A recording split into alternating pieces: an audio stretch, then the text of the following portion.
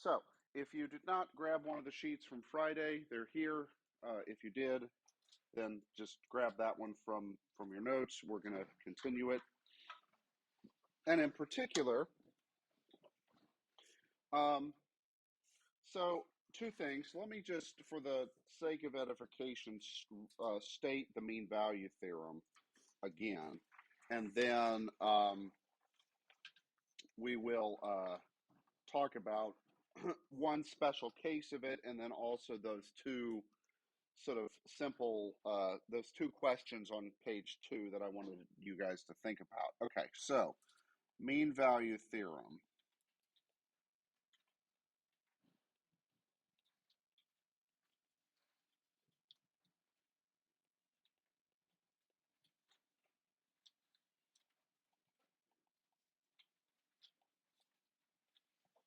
Yeah, it's the same sheet from Friday. If you've already, yeah, that's the same as on Friday. So if you've already got it, great. If not,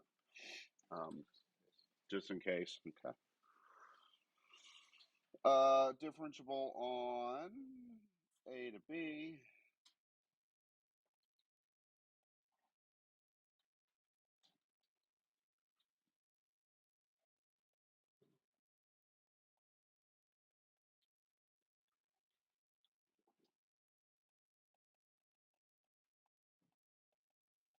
Okay, so there's a if a function is continuous on the closed interval and differentiable on the insides of it, then there's a point somewhere inside where the value of the derivative is equal to the mean value. This is why it's called the mean value theorem.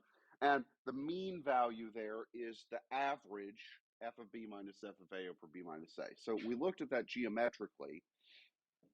That was the slope of the secant line, right? And in terms of one of the examples we talked about, that would be like our average speed over a period of time, whereas f prime of c is what is our speedometer read at an instant in time. And the conclusion basically is that there's a place where the speedometer equals the average. Okay. Okay. Now, there's a special case of this.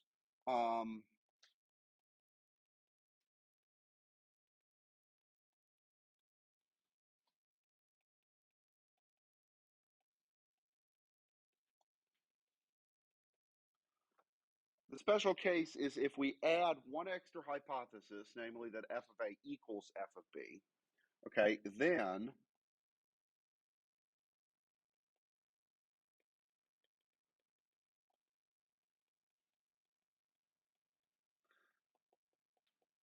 well, what would happen if f of a equaled f of b? Then in that fraction, f of b minus f of a all over b minus a, what would I get there? I'd get 0 because okay,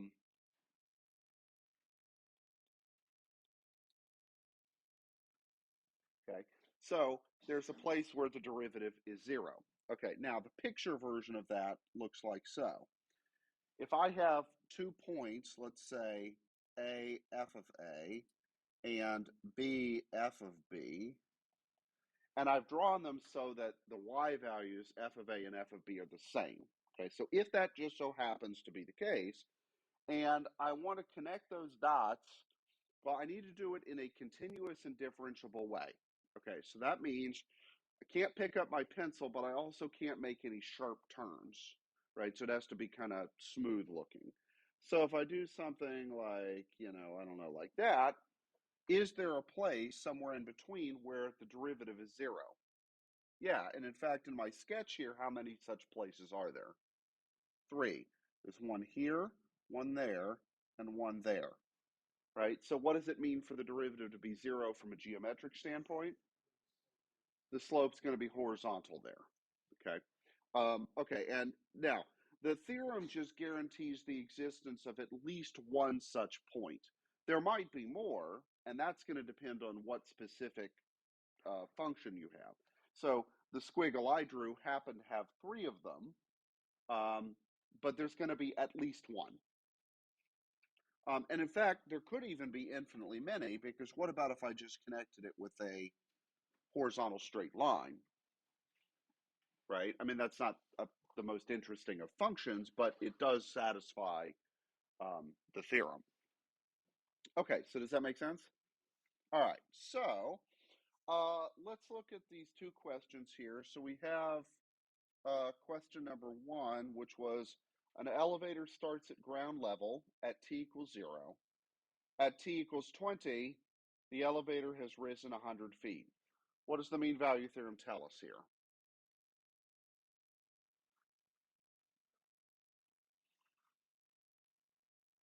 Okay, so at t equals 0, we're at 0, and let's just say that ground level is 0. Okay, it's got to be something, right? And after 20 seconds, where are we? 20 comma 100. Okay, two questions. Is it reasonable to suppose that the elevator ride is continuous and differentiable? Yeah. Why is it reasonable for it to assume it's continuous? Yeah, it's not a teleporter. Okay. And it's not like you're at the top and like the cable breaks and suddenly, right, something weird happens. Okay. That's the same as from Friday, the sheet. Yeah. Um, okay. And then what about the differentiability part? Why is it reasonable to assume the elevator ride's differentiable?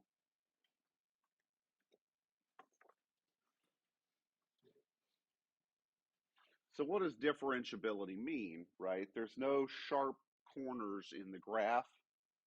Okay. Does it make sense that the elevator ride is going to be, relatively smooth? Yeah. Okay. So we can reasonably assume that.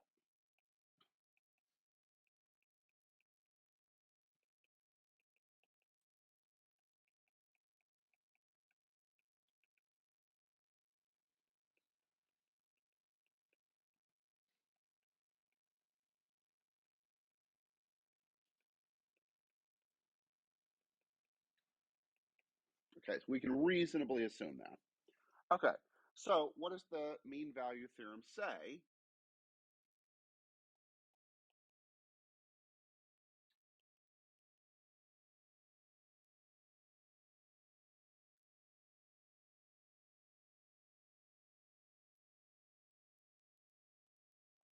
Um,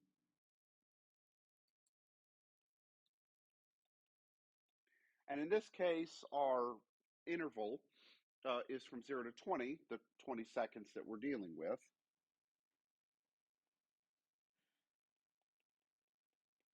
And what's the mean value? Well, what's f of b?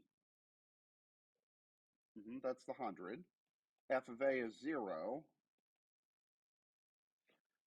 And then a and b are 20 and 0 respectively. Okay, and so what do we get here?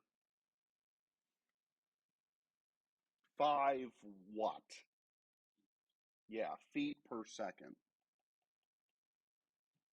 Okay, so if we're to interpret this, it means that so what is the average speed that the elevator has gone up to get from 0 to 100 after 20 seconds? The average is 5 feet per second, okay? Um, and what the mean value theorem says is there's an instant in time where the elevator is going exactly 5 feet per second. Okay, now let's think about if we were to sketch what we might think our elevator ride curve would look like. Okay, what do we think it's going to look like?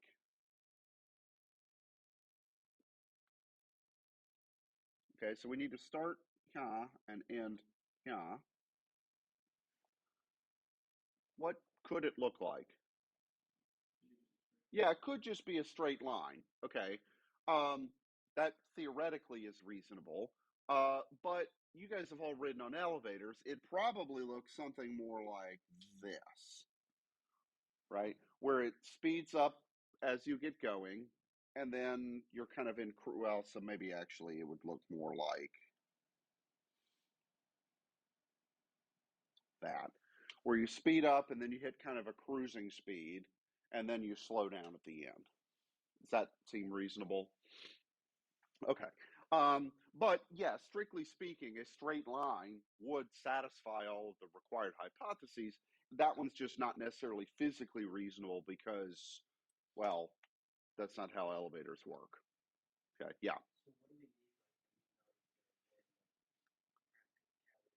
Well, well, since you missed Friday, you don't know the great example that I used, right? Um, well, let's say that you are running a tolled highway. All right, now where are you from? Okay, do you have an easy pass? Yeah.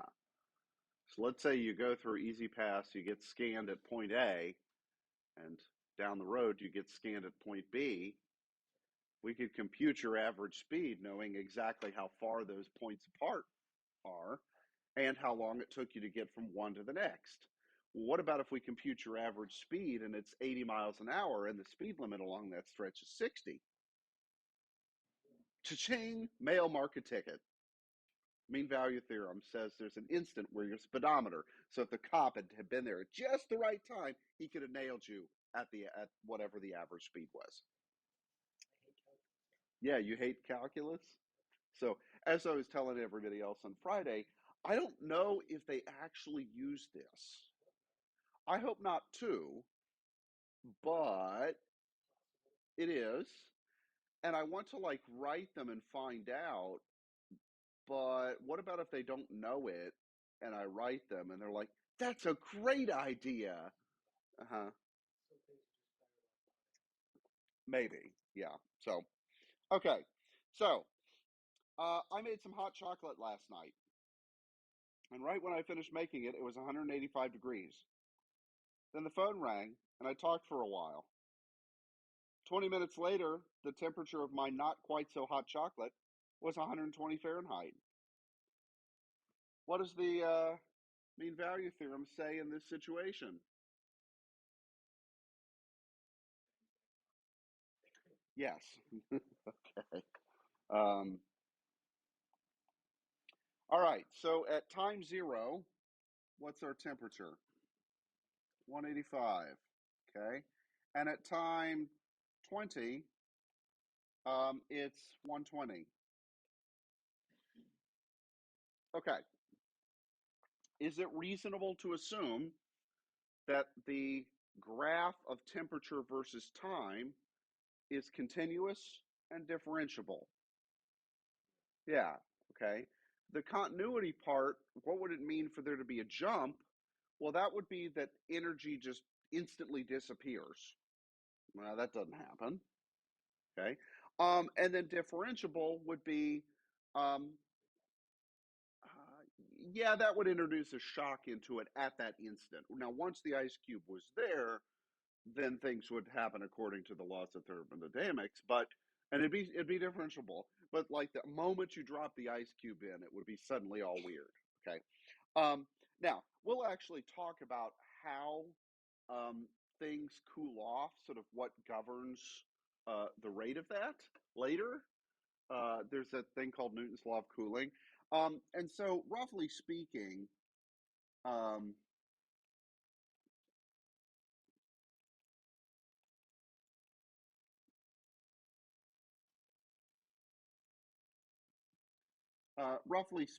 it's well. Here, let me draw a better curve. It's going to look something like that, and that kind of makes sense because I got my usual coffee, right? Is it going to be cooling off faster right after I buy it or in 30 minutes? Right after I buy it. Okay. And the reason that that's the case is because the difference in temperature between the coffee and the surrounding air is bigger right when I buy it, whereas 30 minutes from now, that difference is going to be smaller. And as it turns out, the rate at which it cools is proportional to that difference. Okay, we'll talk about that later. Um, okay, so it would be reasonable to suppose that the cooling curve is both continuous and differentiable. Okay, so what's the mean value? How would I compute it? Yeah, it'd be 185 minus 120 all over 20. So that's what, 65 over 20? So that's 3 1/4, right? Good, thank you.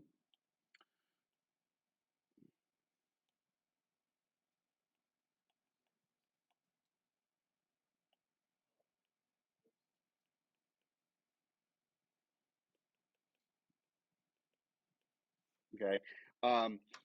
Yes, it's negative because we start higher than we end in this case. Okay, so what this says is that the average rate of cooling is negative 3 1/4 degrees Fahrenheit per minute. Okay, what the mean value theorem says is there's a moment in time where the cooling rate is precisely that value. Okay, and just to use our common sense here, what did we say was true about the rate of cooling right after I prepared the drink? It's faster, and at just like at 19 minutes, the rate of cooling is slower, and there's some point in between where it's about or that it's equal to the average. Okay, does that make sense? Yeah. All right, so let's flip over to page 3 here. Okay, so what we've got here are 4 graphs, okay, and what we want to do, okay, is think about, does the mean value theorem apply? And in order to determine whether or not it applies, what do we have to answer? We have to make sure that the hypotheses are true, okay? Now, let's just talk a little bit of mathematical logic here. So, if, let's say I make the following statement. If I win the lottery, then I will give each of you $1,000. Okay, seems pretty reasonable. Well, except, what's the one flaw in this plan? I have to play the lottery to win the lottery. And I don't play the lottery because lottery are taxes on people who are bad at math. Okay. Anyway, but let's just throw that out the window. Let's suppose that I go buy a lotto ticket and I win the big one. And okay, so if that happens, I will come into class and hand each of you a stack of Benjamins. Sounds pretty sweet, right? Okay, so what can you conclude if I have not won the lottery? You can't say anything, okay? Because what would happen on Wednesday if I came in and handed everybody a stack of Benjamins? Do you know that that means that I won the lottery? Strictly speaking, no. How do you know that I'm just not like Scrooge McDuck and like, I've got a pool full of money that I'm doing like backstrokes in, right? Well, okay, you're right. I mean, I probably wouldn't come to work. I'd send you guys an email on Canvas and be like, "See you suckers, learn calculus on your own. I'm moving to Tahiti," right? Um, so yeah, actually, I'd probably still teach if I won the lotto. Yeah, there's that. Now, I might only teach like one class a semester, right? And definitely not at 8 a.m. Yeah, yeah, exactly.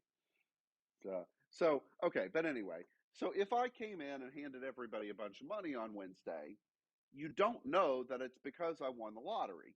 Now, common sense is, I'm where am I going to get, you know, 20 grand? Because that's about what it would take to give everybody Benjamins in here, right? I'm not just going to pull 20 grand out of thin air, or as my mother used to say when I was a child, go out into the backyard and pick it off the tree. How many of your moms had money trees when you were growing up? Yeah. Which actually, this reminds me, has anybody played The Sims? Any of those games? So there's at least one in the series where you could actually buy a money tree, and if you were really careful and you watered it and took care of it over a long period of time, it would like the amount of money it would give would double every day that you watered it and stuff. So if you picked at it real, instantly, you got almost no money out of it. But if you like really took care of it, then long term the payoff was huge. So anyway, okay. So you can't conclude anything if a hypothesis is false. Now, the conclusion might be true and it might not be, right? So I don't play the lottery. Okay, so by definition, I have not won the lottery. I could come in Wednesday and hand you all a grand, or I could come in Wednesday and say, suck it, right? Um, but you can't conclude which one is going to happen in advance because the hypothesis that I won the lottery is not true. Okay, so even if the hypotheses fail to be satisfied, the conclusion could or possibly not be satisfied. It's just not guaranteed to be satisfied. Okay, so does that logic kind of make sense? Okay, and you'll see why I bring this up here in a minute. Okay, so let's look at all four graphs here. Yeah, truth table. Yeah. Okay, so let's look at the function g. Is that function continuous and differentiable on that interval? Yes. Okay, so it's continuous and differentiable. So does the mean value theorem apply? Definitely does, because the hypotheses have been satisfied. The next, the remaining graphs, okay? Right, okay, so you can guess here there are four graphs, right? And the hypothesis can be satisfied or not, and the conclusion can be satisfied or not, right? And so maybe all four combinations do happen, and maybe that's why there's four graphs. Huh, okay. All right, so the first one is like the ones that we've done before. Okay, what's the mean value?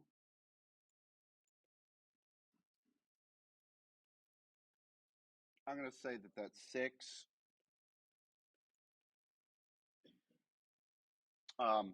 So what's the y value there at? Oh, and I did it backwards again. Sorry.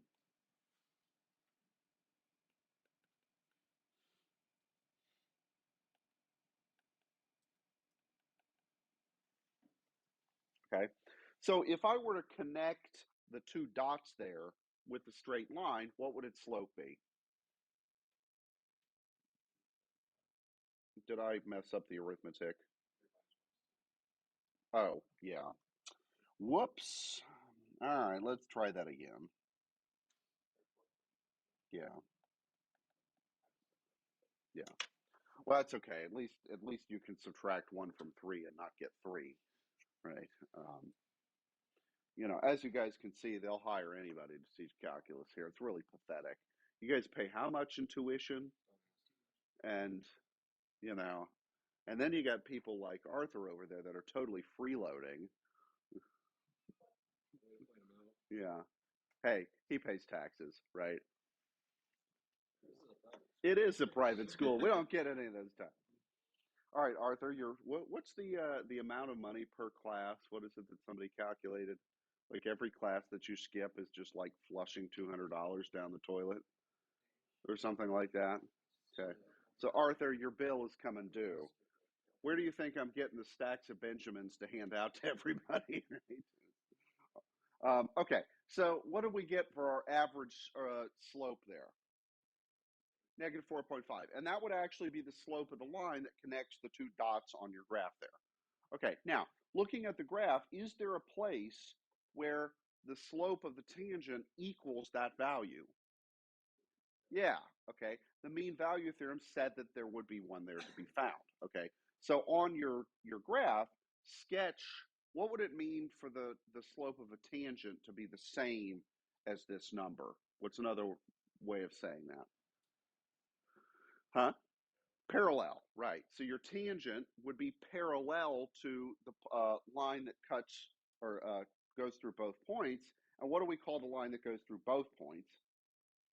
It's a secant because it cuts the thing. Okay. Okay. So there is a tangent parallel to the secant. Okay. Does that one make sense? Because that's the easy one because everything's cool. Okay. What about the next one, B? Okay. H of x. Okay. So what's the issue with h of x? It's not continuous.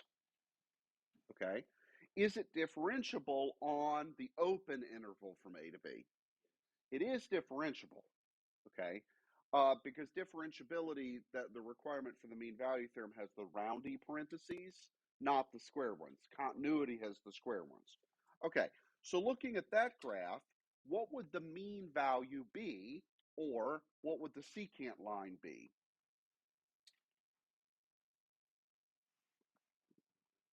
Okay, yeah, so it's going to be a positively sloped line that connects those two dots.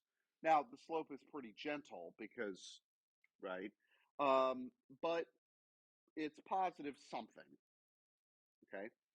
Is there a place where the derivative is equal to that value? No, okay? Did the mean value theorem apply here? Why not? Because it's not continuous. It is differentiable, right? Okay, so if the hypothesis fails, the conclusion may or may not happen, okay? This would be like, we all agree, the hypothesis that I have won the lottery has failed. I could show up on Wednesday and hand out Benjamins, or maybe I won't. You don't know right now. Guess you'll have to come to class on Wednesday and find out, right? Yeah, right. Yeah, no makeup money, right? So you never know, Patrick. Maybe I'll have lots of money on Wednesday. Hmm. Okay. Um, so does that make sense for the second graph? Okay. All right, let's look at the third one. Okay. Um, what would the secant line slope be in this case? Well, what would we do to compute it? I'm going to say that second dot is at, say, 2.5, just for sake of computation. Does that seem reasonable? Okay. So if that one is at 4 comma 2.5, what's the mean value theorem? Or sorry, what's the mean value? So connect those two dots with a straight line. What's its slope? That's what I'm asking. Right? Negative what? Negative 0.5 over 3, which would be what? 1/6, so 0.166, and so on. Yeah, negative 0.166 repeating. Okay, but makes sense, right? Some negative number. Okay. Um, is there a point on the graph where the slope is equal to that?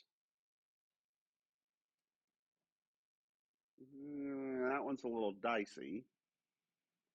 Okay.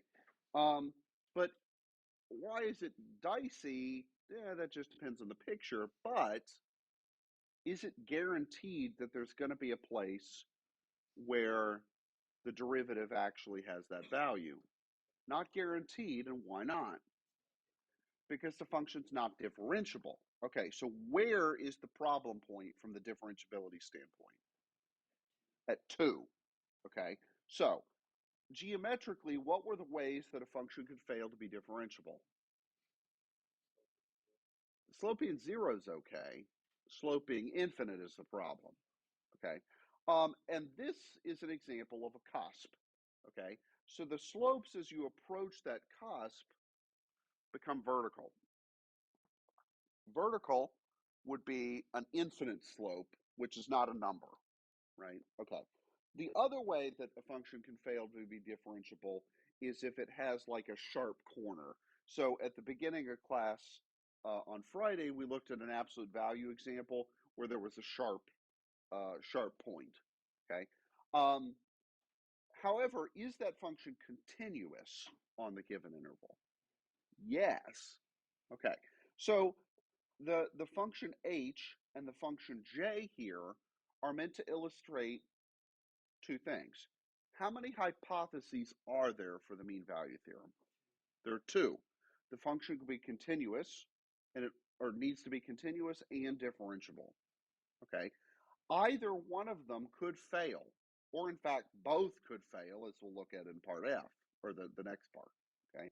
So in part H, or sorry, part B, the second graph, one of the hypotheses failed, but not the other. In J, the other hypothesis failed, but not the one. Okay. And then let's look at the very final one there. Is that function continuous on 1 to 4? No. Okay. And you're going to need to draw in the dots there at 1, 3 and 4, 4. Sorry, they're not there. Okay. So is that function continuous on the given interval? No, big time not, because it's got to jump. Okay. Is it differentiable on that interval? Sort of, except where would we have problems for differentiability? At 2. Okay, so at x equals 2, the function's not differentiable because it's not even continuous. Okay, and in fact, we proved that last time. If a function is differentiable, then it must be continuous at a point.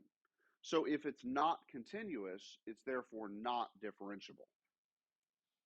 Okay, that, by the way, is called the contrapositive. Okay, so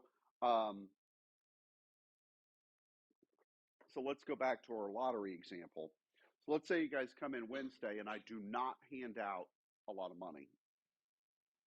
Can you conclude something? You can conclude that I did not win the lottery, because if I had won the lottery, I would have been handing out money, right? So if we accept that my statement, my contract with you guys is, if I win the lottery, I'll hand out money. Okay, so we accept that that's a true statement, okay? If I came in and did not hand out money, you could conclude that I did not win the lottery. Okay. But what happens if I come in and hand out money? Can you conclude that I won the lottery then? No. You could reasonably infer that I did, but you can't logically deduce it. Okay. I know it's 8 in the morning, and it may be a little early for, mathematical logic, but it's okay. Yes. Is that kind of like how the court system works too? Like you're not technically innocent, you're just not guilty. Yeah, well, yeah. Yeah, fair point, right? Um, yeah, so like, O.J. Simpson, for example, right? If the glove don't fit, you must acquit, right? Uh, Now you guys are too young. I remember watching that trial and the chase on TV. Uh, did he actually have like another ball on his hand and he tried to put the I don't remember if they. I don't think so, because at that point they would have already processed it for evidence and stuff. But yeah. So yeah, right. So he's charged with murder, right? And they find him not guilty. Now that's not the same thing as innocent. Just means that they were not able to prove beyond a reasonable doubt that he did it. Okay. Well, yes. Um, and on the subject of court stuff, uh, they did actually find him liable in a different trial. Okay, what was that one? No, it wasn't a criminal trial, though. It was a civil trial, right, for wrongful death. And they did find him responsible, not guilty. You can't use that word in a non-criminal situation. And the reason, or a reason, is that the standard of proof is different in civil proceedings than in criminal proceedings. What happens when you're responsible? You have to pay money, but you don't have to go to jail. Okay. Um, yeah. Um, right. So, but it'd be like, let's say that I'm driving and a tire blows out and I crash and kill somebody or really seriously injure somebody, right? I'm not criminally liable for that unless, like, I knew that my tire was problematic and I was being negligent. Okay. But so I'm not criminally liable for it, but I'm certainly civilly liable for it. Okay. Now, in that case, that's maybe not the best example because maybe it'd be like, insurance would be like I'd be liable, but the insurance is going to be the one that pays for it, right? Um, because it's not like it was my fault that it happened, right? Accidents do happen. But yeah, in civil proceedings, the burden of proof is a lower standard than in criminal proceedings. That kind of makes sense that it shouldn't be higher than criminal proceedings. Maybe you could argue it should be equal to criminal proceedings. That's a philosophical question, right? But it shouldn't be higher, right? Because a criminal proceeding, right, you could be taking away somebody's life. I mean, if it's a capital offense, right? And that's not something to be done lightly. Um, although, when it comes to criminal offense, I mean, yeah, I'd like to see the state get out of the death business and just, let's just not have capital punishment. I think it's the 21st century. We can move beyond that. So, anyway, and I'm from Texas, where everything's a hanging crime. Okay, I take that back. There should be no capital punishment except if you put beans in your chili. That's a hanging crime. You really don't Okay, put beans in your chili? yeah, I'm fine with it, but in Texas, it's just not done. Yeah. So, yeah, huh? Midwest is destroyed. Yeah, I know the whole Midwest is just gone, right? Because it's like you guys don't put beef in your chili; it's just all beans, right?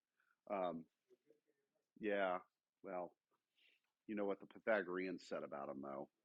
So, okay. So what happened in for function f? Both hypotheses failed to be satisfied. Okay. Now connect the dots there between 1 comma 3 and 4 comma 4. What's the slope there? 1/3. Okay, great. Is there a place on the graph where the slope of the tangent is 1/3? Yeah, and where is it roughly? It's just a little bit to the right of 3. Yeah, somewhere in there. Does that look reasonable? Okay, so was that point guaranteed to exist? No. Did it happen to exist? Yes. Okay, so recapping here, of course, the mean value theorem only applies if both of the hypotheses are satisfied. The conclusion may or may not occur if the hypotheses aren't satisfied. You just don't know. The only way you will know what's going on is to look at the specific example that's in front of you. Maybe it'll work, maybe it won't. You won't know going into it necessarily which one will happen unless you can verify that the hypotheses are satisfied. Okay, so does that make sense? Okay, so similar to this, let's look at number 4. Okay, um, so x squared minus 1 in absolute value. That was the same function that we worked with. Um, well, okay, sorry, it's not exactly the same. On the very first page, we did x squared minus 4 in absolute value, and this one's x squared minus 1 in absolute value. Okay, slightly different. But what did we notice about x squared minus 4 in absolute value? Was it continuous? Yeah, no problems there. Was it differentiable? Where were the problem points for differentiability? 2 and -2. Okay, so for our example here with x squared minus 1 instead of x squared minus 4, where do you expect the problem points are going to be from a differentiability standpoint? Square root of 1 and square root of, well, negative square root of 1, okay, which is 1 and minus 1. Okay, so let's suppose that our interval is from 0 to 3. Do the hypotheses of the mean value theorem apply? Why not? Yeah, because at 1, the function is not differentiable, and that's inside the interval given. Okay, is it continuous on the interval from 1 to 3? Yeah, that's no problem. Or sorry, 0 to 3. Okay, so that's no problem. Okay. Do the conclusions hold? Okay, well, for that, we need to do a little bit of thinking. So let me just, for the sake of demonstration here, let me throw up the graph on Desmos.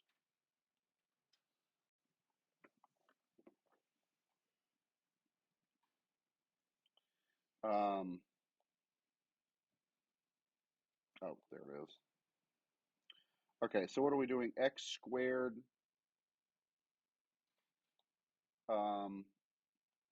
minus 1, right? Okay. So, 0, what's the y value at 0? 1, okay. What's the y value at 3? 8, okay. So what would be the slope of the line that connects those? Well, whatever it is, right? 8 minus 1 over 3, so 7/3. Yeah? Okay. Is there a place on the graph between x equals 0 and x equals 3 where the slope equals 7/3? Yeah, somewhere over here, right? And in fact, let me actually draw that secant line. So what do we say that the slope was? 7/3? Okay, so I'm going to do, 7 divided by 3.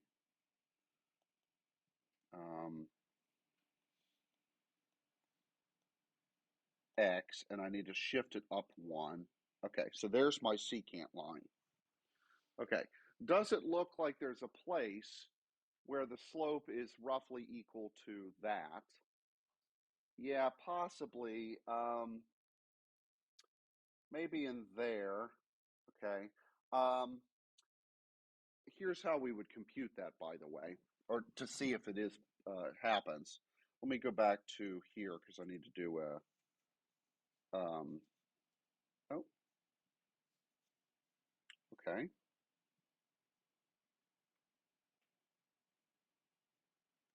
Don't know why it went all the way to the. There's probably a faster way to do this, but yeah. Okay. All right. Well, so what is the function, right? And we're interested in what's happening with positive values of x's.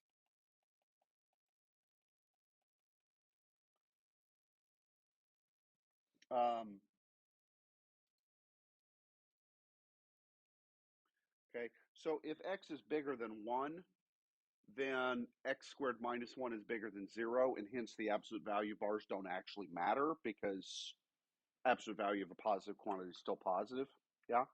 Okay. So I'm going to make that assumption here because then I can say this, right? Okay. So what I want is to know, is it the case that that is true?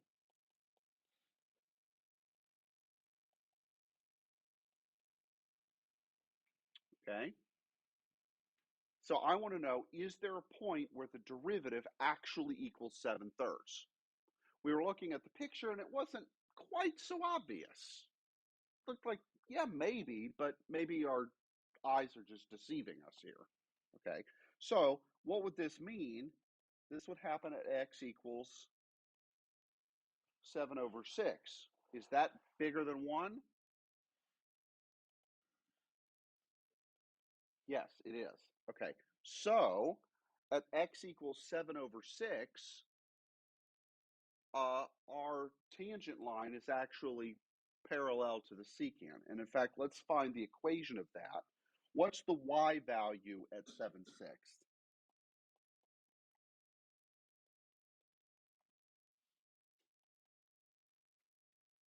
I'm sorry, not 1/6. It'd be 49/36 minus 1. Okay. If I take away 36, what's 49 minus 36? 13. Okay. So that's the y value at the points. And so what's the equation of the tangent line? Y minus y value equals slope times x minus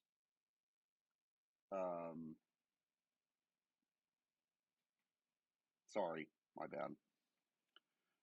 No, that was right. What was the slope? 7/3. It happened at 7/6. Okay. And what do I need to do to put this in a form that Desmos will take it?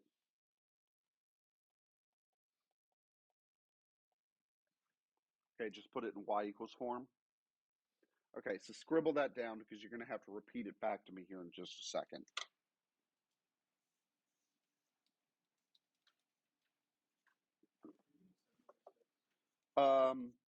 From right here. So the derivative of the function for x bigger than 1 is 2x, right? I wanted to know if that ever actually equaled 7/3. And so I solved for x, dividing by 2, 7/3 became 7/6. Okay, so 7/6 is where it occurred, 7/3 is what the slope would be. Okay, good? Okay, so if I go back over here to Desmos, let me also graph that thing. Okay, so what was it? It was 7/3 parentheses x minus 7 over 6, okay, plus 13 over 36.